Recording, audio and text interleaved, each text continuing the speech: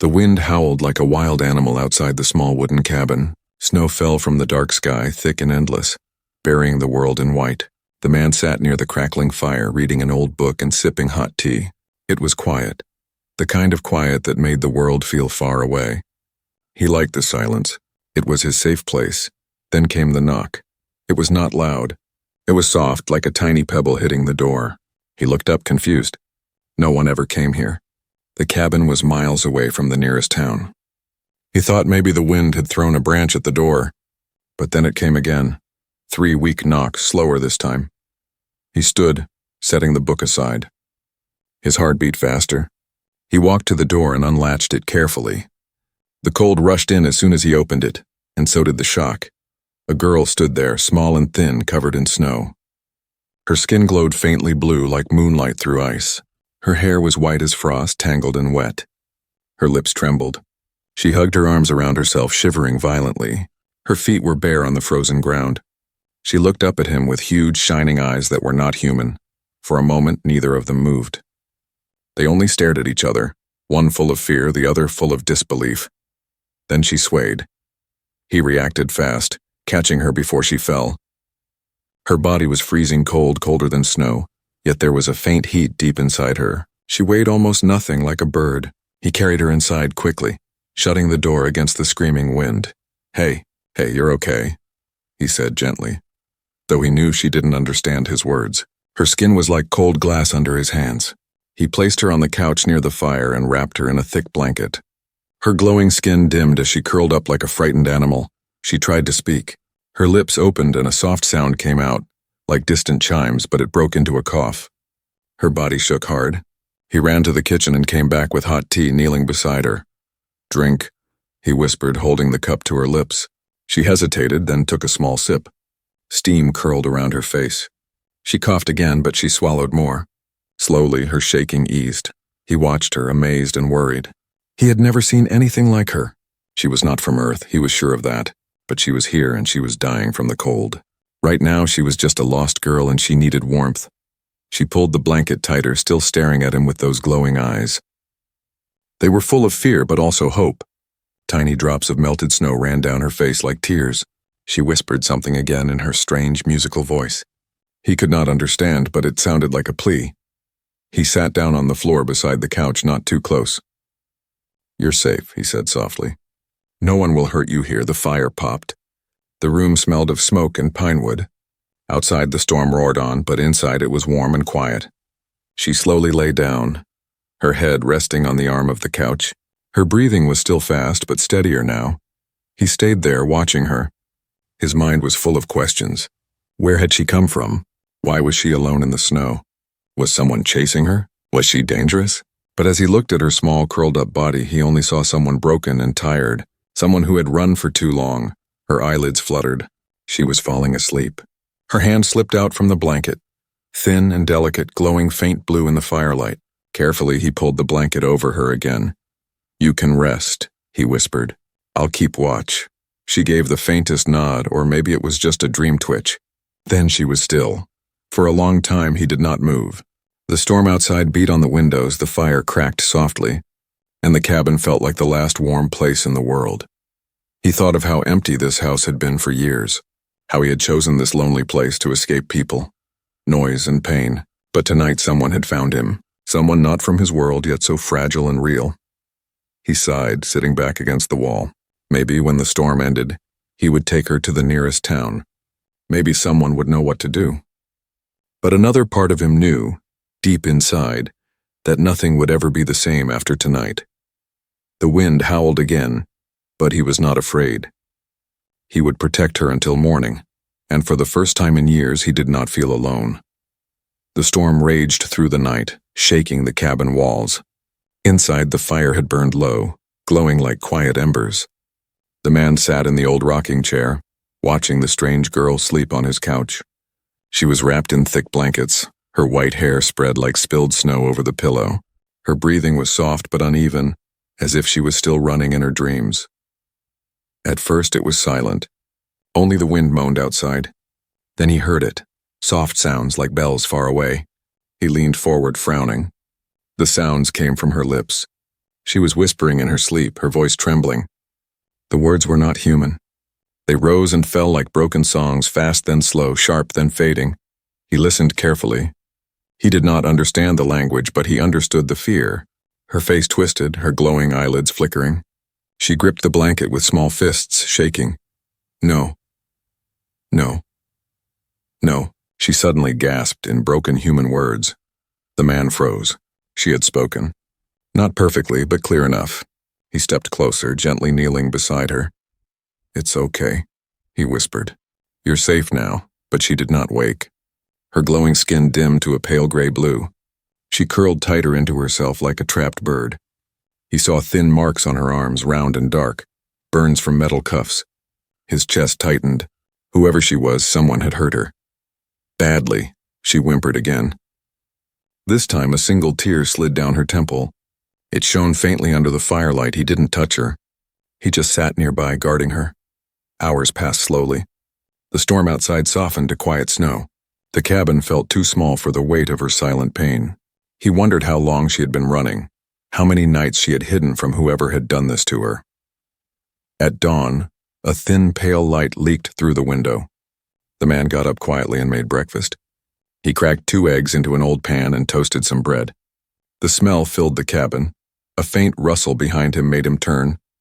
She was awake. She sat up slowly, hugging the blanket around her shoulders.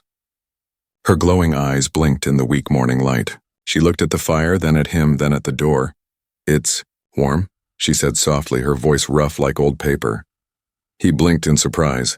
"Yes," he said gently, nodding. "Warm." She watched him cook, her expression tight. When he stepped closer, she flinched. He stopped, standing still. Slowly, he placed the plate of eggs and toast on the table and stepped back. "It's food," he said. He pointed. "Eat." She looked at the plate for a long time. Then, still wrapped in the blanket, she crawled to the table. She picked up the toast, sniffed it, and took a small bite. Her eyes widened.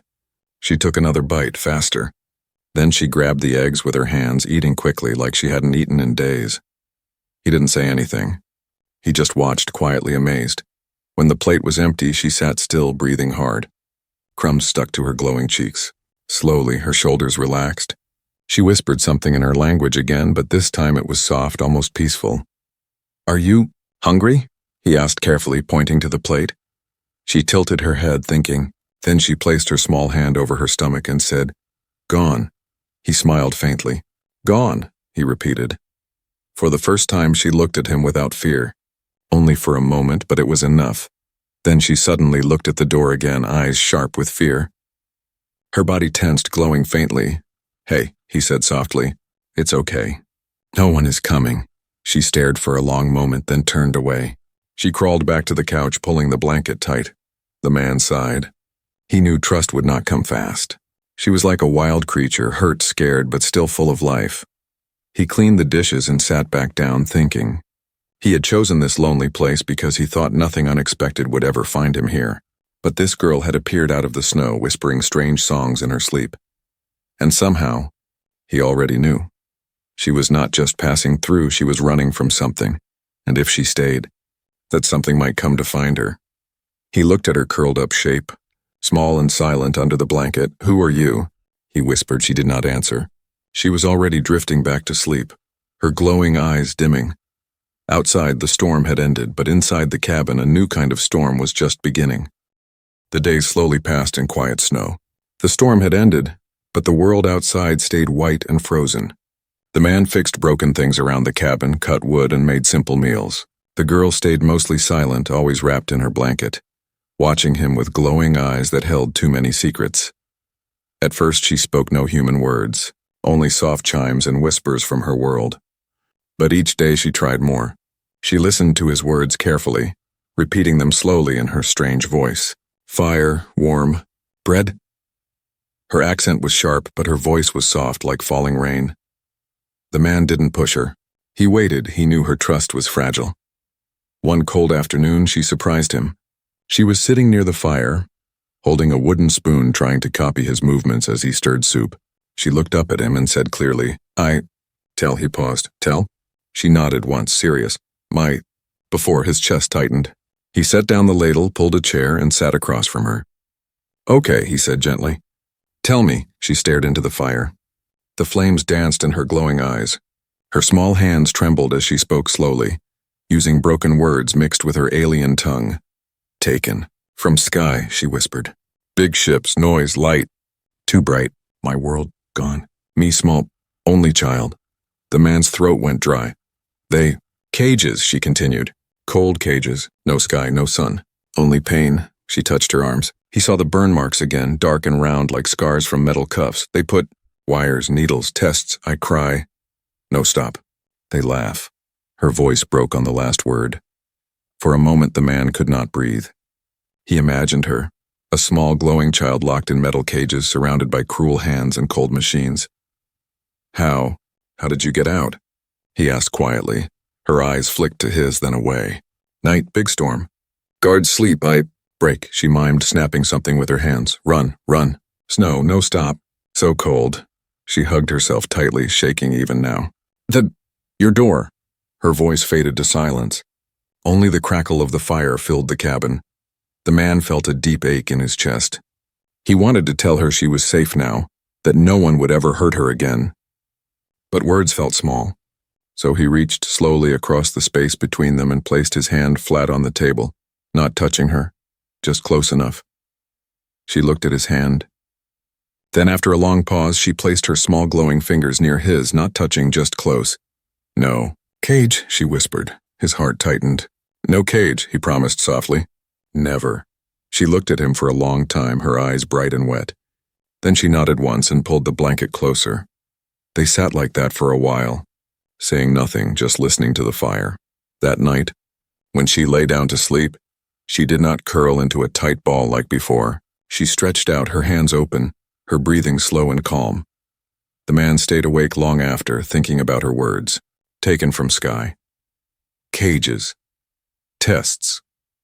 He had heard rumors of secret labs and hidden ships, but he had never believed them. Now the proof was lying on his couch, glowing softly in the dark. He knew something else too. If she escaped, someone would be looking for her. Someone who would not stop. He looked at her sleeping face. She seemed so small, yet she had crossed storms and pain to reach this place. "Whatever they are," he whispered, "they won't take you again." Outside, the wind rose again, carrying snow over the frozen hills. Inside, the girl slept in peace for the first time in years, the faint glow of her skin lighting the shadows like a fragile star. Snow covered the hills like a white ocean, still and cold. Days had passed since she told him her story. Since then, the cabin had become strangely alive. She spoke more words now, curious about everything. She touched the wood walls, sniffed old books, and laughed softly when the kettle whistled.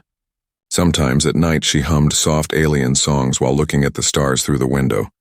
But the man could see fear still lived inside her. It hid behind her small smiles, waiting. One quiet evening, as the fire warmed the room and steam curled from their mugs, she suddenly stopped humming. Her eyes flashed bright. Her pointed ears twitched. "Listen," she whispered. He paused. He heard nothing at first. Then a faint mechanical hum far away. His stomach sank. He walked to the window and pulled the curtain just enough to peek out.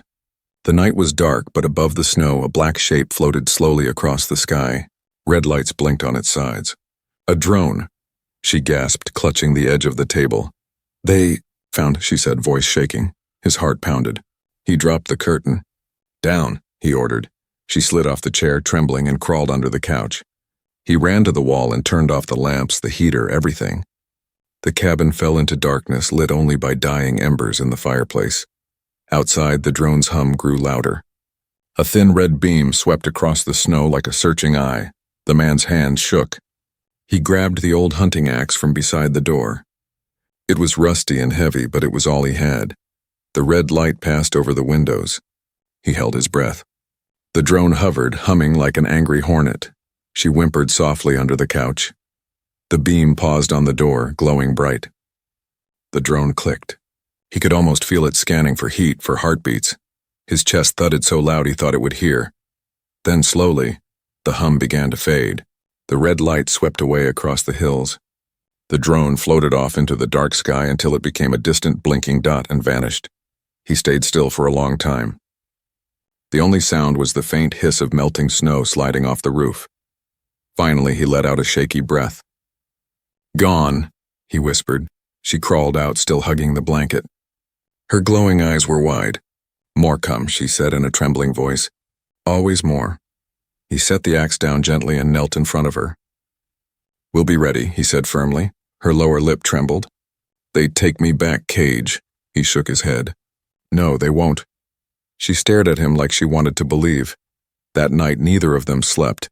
She curled on the couch, clutching the blanket, while he sat by the window with the axe across his knees, watching the silent white hills. In the quiet hours, he thought about what she had said. Always more.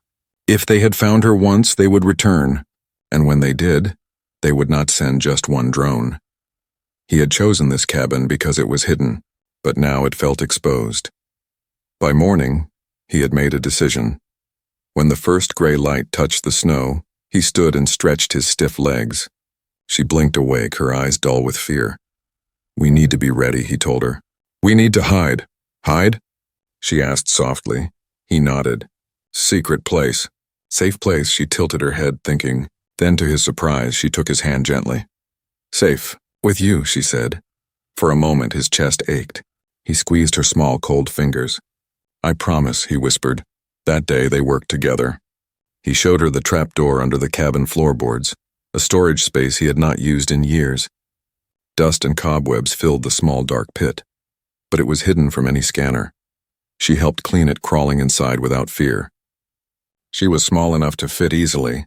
He placed old blankets inside, water bottles, dried food, and a battery lamp. "Only if danger," he told her. "You go in, stay quiet." "I come back," she nodded seriously. "Safe?" "Whole," she said. He smiled faintly. "Safe whole." That night she painted glowing stars on the wooden roof beams with melted candle wax, tiny dots of light to keep away her fear. He watched her quietly, thinking of how fragile she looked and how brave. But deep inside, he knew something dark. Hiding would not stop them forever. The hunters had found her trail, and next time they would not come quietly. The days after the drone sighting were heavy with silence. The man kept checking the sky every morning and every night. The hills stayed quiet, but his chest never did. He felt danger in every shadow and every sudden noise. Yet inside the cabin, something gentle began to grow. The alien girl stopped hiding under furniture. She walked slowly through the rooms now, touching everything with curious fingers. She learned new words each day. When he lit the fire, she whispered, "Warm." When he gave her bread, she said, "Thank." Her voice was soft, but steady now, no longer trembling. One afternoon, he found her in the kitchen, trying to copy him. She stood on her toes, stirring a pot of soup with both hands gripping the spoon. The blanket had slipped from her shoulders. The pale blue glow of her skin shimmered in the firelight. "Careful," he said gently. She jumped a little, then smiled. An awkward, small smile, but real. "I help," she said. He blinked. It was the first time she had said that word. "Yes," he said, smiling back. "You help." She looked proud. They began to work together. She carried small logs for the fire. She swept the wooden floor clumsily with a broom twice her size. She even tried fixing a broken chair leg by holding the nail steady while he hammered. When the nail bent, she laughed for the first time. A high, soft sound like wind chimes. That laugh stayed in his head for hours. At night, she sometimes sat near him by the fire and pointed at things. "Wood," she said. He nodded. "Yes, wood." "Chair," she said. "Chair," he echoed. "Safe," she whispered. Looking at him, he froze, then said softly, "Yes, safe," and for the first time, he truly felt it. One evening after dinner, she climbed the ladder to the attic. He followed to make sure she didn't fall. The attic had dusty windows that opened to the sky. She pressed her glowing face to the glass, staring at the dark heavens. "Home," she whispered. "Your world," he asked quietly. She nodded. Far stars. Sky blue, ground silver. No cages." Her voice cracked on the last word. He sat beside her on the dusty floor. "Do you miss it?" "Yes," she said softly. Then after a pause, "But here warm." His chest tightened. He wanted to tell her she could stay as long as she wanted, that she never had to run again. But he stayed silent. He knew promises were fragile. She reached out and gently touched his hand. Her cold fingers were soft. You... Good, she said. It stunned him. No one had called him good in years. He smiled faintly. You too. After that night, trust bloomed faster. She stopped flinching when he moved too quickly. She started humming as she worked, filling the cabin with strange, sweet notes. She made little drawings on scrap paper with bits of charcoal, round creatures with glowing eyes that looked like her. She taped them to the wall proudly. Once, while he chopped wood outside, she came running through the snow to bring him his gloves. Cold, she said seriously, pressing them into his hands. He laughed softly. Thank you. Safe, she said, tapping his chest. He stood there in the snow holding the gloves, unsure if his heart was warm from the fire or from her. That night, they sat together near the hearth, the cabin glowing in golden light. She curled up on the rug, eyes half closed, humming a soft tune. You're not afraid anymore, he said quietly. She opened one eye. Little afraid, she admitted. Me too, he said. She blinked at him, then scooted closer. For the first time, she rested her head on his arm. Her hair was cold as frost, but her small body was warm now, steady and calm. Safe, she murmured one last time. He stayed still, hardly breathing, afraid to break the moment. For so long, this cabin had been nothing but silence and loneliness. Now it held music, drawings, warmth, and trust. As she drifted to sleep against him, he looked at the stars through the window. Somewhere out there, someone was hunting her. He knew they would return, but tonight, for the first time, she was not hiding, and he knew deep in his bones that he would fight the whole world to keep that small trust alive. The morning came with an unnatural silence. No birds sang. No wind touched the hills. Even the trees outside stood frozen and still, as if holding their breath. The man woke early, the weight of worry pressing on his chest. The girl was curled up beside the fire, her glowing skin faint in the pale dawn light. For days they had lived in fragile peace. She had laughed, hummed songs, and painted bright stars on the cabin walls, but he knew it could not last. He moved quietly, checking the sky through the frosted window. That was when he saw it. Black shapes on the horizon, moving fast and low across the snow. Not one, not two, 6 drones. His heart dropped like stone. He rushed to her side. Wake up, he said sharply. Her glowing eyes opened at once. She saw his face and sat up, already afraid. They come? She whispered. He nodded. Yes, now. Her hands shook as she grabbed the blanket. The sound of distant engines rolled through the frozen air like thunder. He ran to the trapdoor under the floorboards, the safe hole they had built. Inside, he ordered, but she shook her head. They'd smell me. Find me, she said. He froze. She was right. The hunters would scan every heat trace, every breath. The cabin would not protect her. We run, she said firmly, eyes bright with fear and courage. He hesitated. The hills were open white plains. Nowhere to hide, but staying meant capture. Okay, he said. We run. They worked in silence, fast and focused. He threw food, water bottles, and a map into his old hiking pack. She pulled on the thick coat he had sewn for her from old blankets, her small frame trembling. He handed her his boots. They were too big, but she tied them tight with rope. The first drone screeched overhead, black and sharp like a steel hawk. Go, he shouted. They ran out the back door, snow blinding their eyes. The cold stabbed like knives, but they didn't stop. Behind them, the cabin shook as a red beam blasted through the front wall. The sound split the air. Smoke rose into the gray sky. The girl gasped, stumbling, but he caught her arm and pulled her forward. Don't look back, he shouted. The white world stretched endless before them.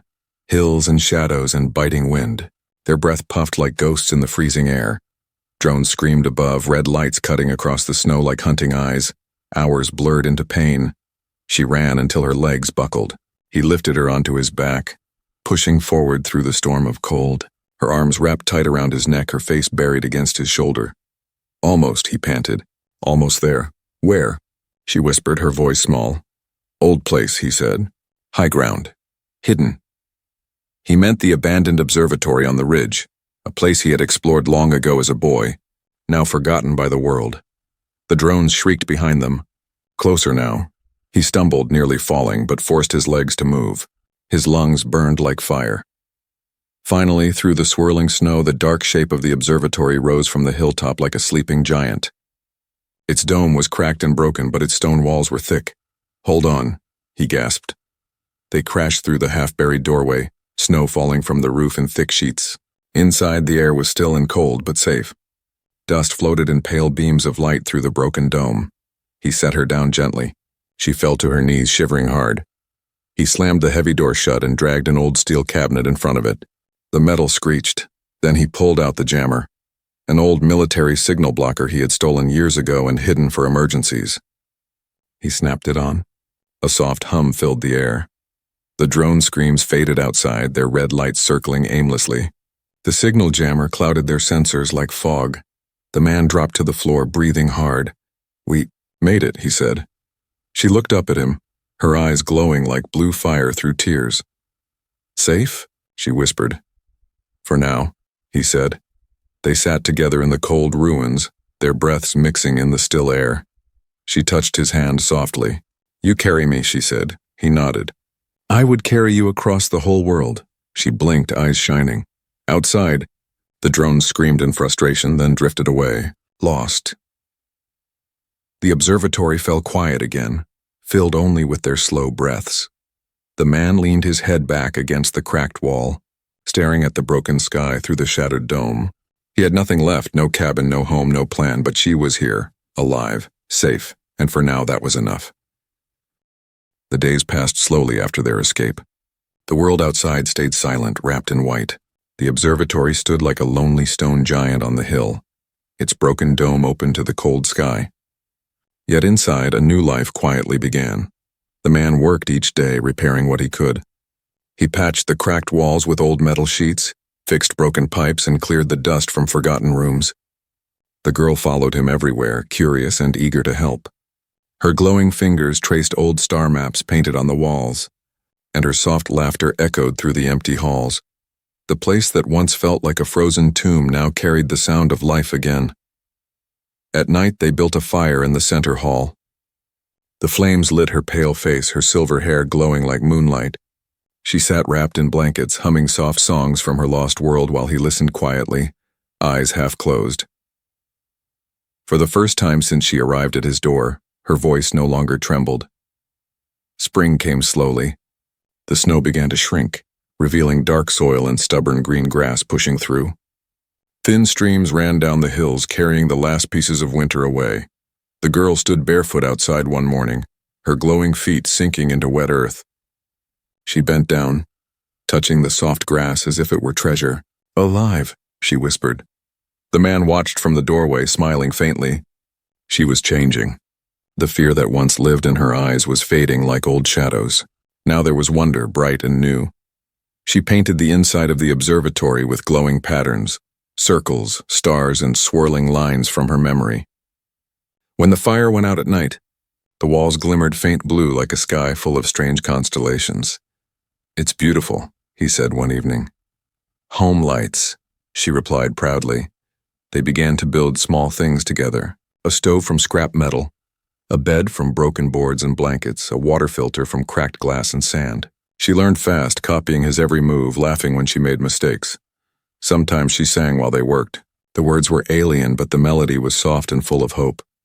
"You're happy now," he said once. She paused, thinking. Then she touched his chest gently with her glowing hand. "Warm, because you." His breath caught. She smiled, small and shy, then went back to humming.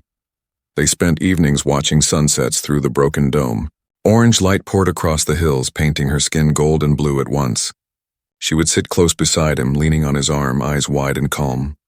"Your world, quiet," she said softly. "Yes," he said. "Quiet and safe," she nodded. "I like quiet," he smiled faintly. "Me too." There were no drones now, no red lights, no hum in the sky. Maybe the hunters had lost their trail. Maybe they had given up. Or maybe they were simply waiting. He knew it didn't matter. He would not run again. Not now. Not while she was smiling. One cool night, as the stars filled the sky, she brought him something small in her hands. A tiny wooden carving. It was rough, shaped like a strange bird with glowing eyes. "For you," she said. He took it gently. "You made this?" She nodded. "Guardian bird," she whispered. "Protect you, like you protect me." His throat tightened. He placed the little bird on the table beside their fire. Thank you, he said softly. She smiled, and in that moment she looked brighter than the flames. Later, as she drifted to sleep under the blankets, he watched her for a long time. She was no longer the trembling, half-frozen creature who had knocked on his door that first night. She was alive, safe, and warm. He thought about everything they had lost: his cabin, his quiet life, her world of silver ground and blue skies. But as he listened to her soft breathing in the dark, he realized they had built something stronger here. They had built trust. They had built home. She shifted in her sleep and whispered softly, "Safe." "Yes," he whispered back. "Safe." Then he lay down beside the fire, the carved guardian bird watching over them, and for the first time in years, he slept with peace in his heart, because she was not running anymore and he was not alone anymore.